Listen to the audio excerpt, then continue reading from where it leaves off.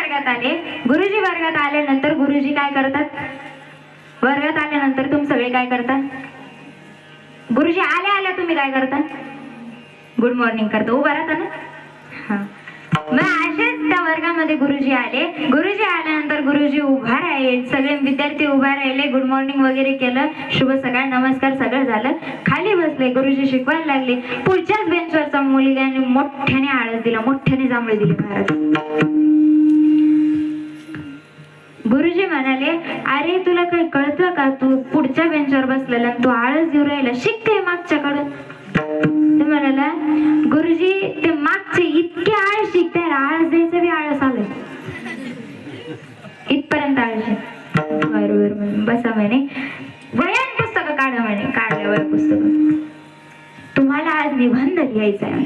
बरं म्हणे, निबंध लिहायचा. विषय सांगा म्हणे. आळस. तोच का म्हणे? हा तोच. बर, सगळ्यांनी निबंध लिहिला. निबंध लिहिणं झाल्यानंतर गुरुजी तो निबंध तपासायला गेले. प्रत्येकाचा निबंध पाहिला.